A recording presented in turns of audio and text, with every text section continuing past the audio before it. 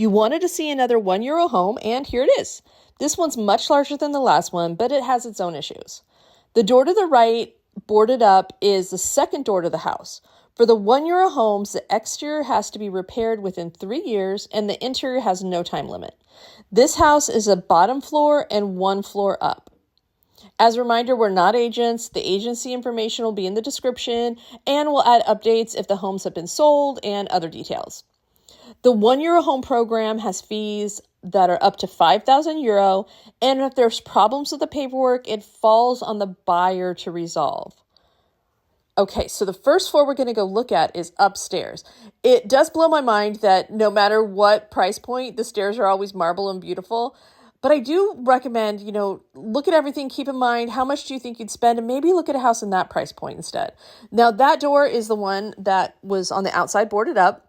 The paneling on the stairs is a very thin paneling, and it's separated from the wall. So that would need to be repaired or removed and either redone or replastered.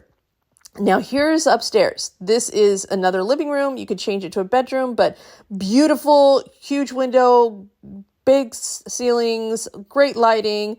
That's the bedroom. Now I'm not going in because they said it may not be structurally sound and not to walk on it. So I did not, but there's a bedroom. I don't know if that's a closet, and I'm not sure about that roof. So I'm not sure. You can have an inspector come with you at your own cost and walk around and take a look. A lot of them will do it for free, and just see what the actual problems are with the house. Now back here is the kitchen. You are not missing much. There's no electric, but it is rubble. It's looked like there may have been a fire there, but it would fit a dining table and a kitchen in there, and then have that living room outside. This is a full bathroom, and parking is up the street. Do us a favor and hit the subscribe button so you don't miss a home tour, updates on my house, some exciting projects we have coming up, and to see more of the town.